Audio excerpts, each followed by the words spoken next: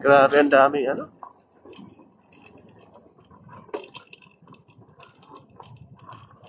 Kuya, pwede tanong po.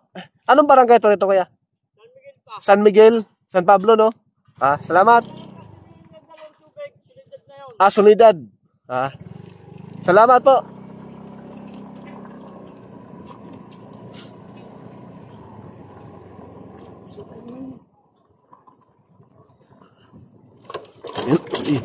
Grabe.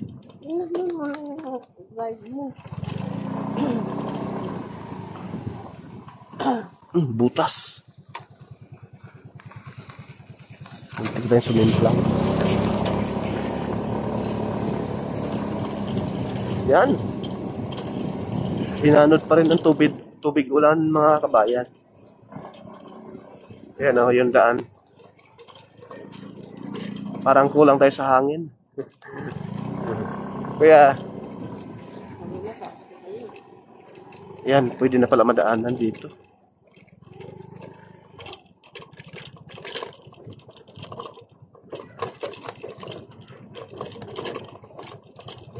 Dito mga kabayan yung temporary na daanan. Itong bandang kanan yan po yung alignment ng expressway.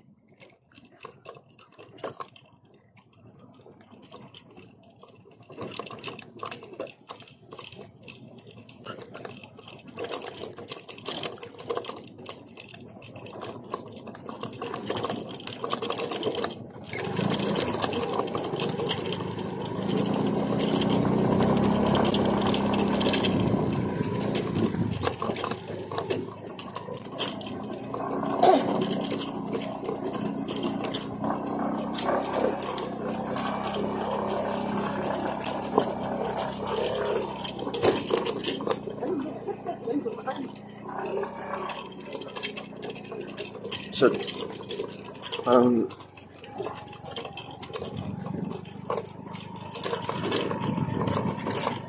alignment ng expressway mga kabayan itong kanan natin.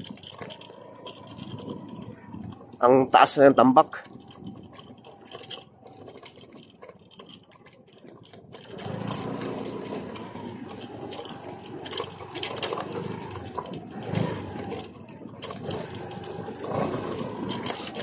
Ayan o. Pero hindi pa siya napison mga kabayan. Hindi pa patag masyado. Hindi pa makinis.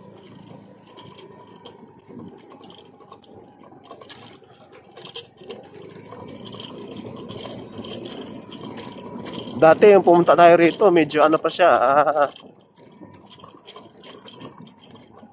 makinis-kinis pa. Ngayon, inulan ng husto, medyo patagtag na.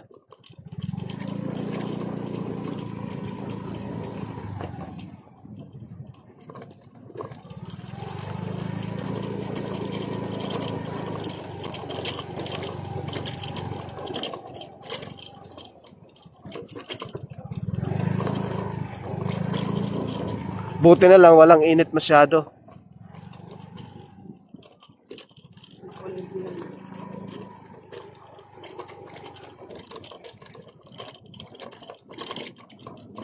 Ayan.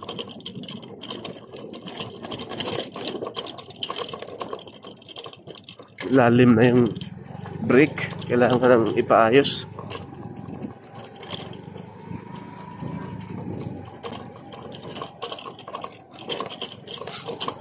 Itong dinadaanan natin mga kabayan, ito yung future service road.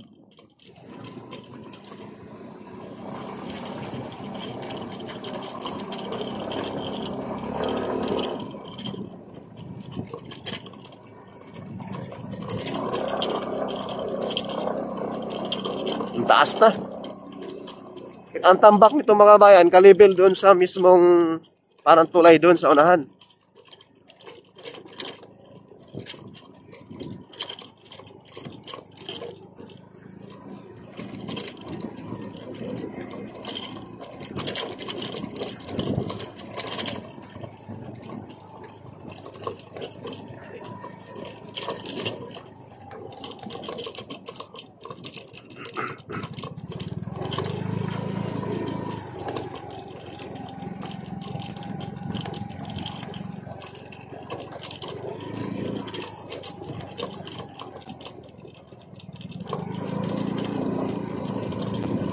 yan.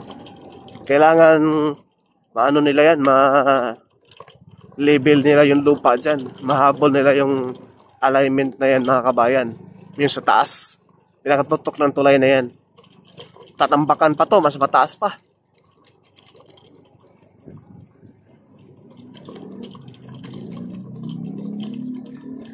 Walang expressway, walang toll gate rito. Doon na San Pablo. Ang next nito yung ano na, Chaong. Yan, ito pakaliwa papuntang San Pablo City. Ito na yung Soledad. Yan. Picture natin. Yan.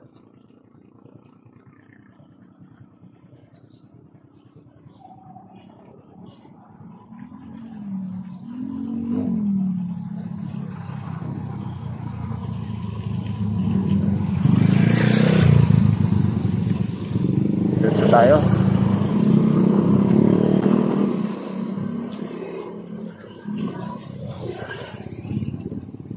Ayan na yung alignment, mga bayan, oh. Pakaliwa.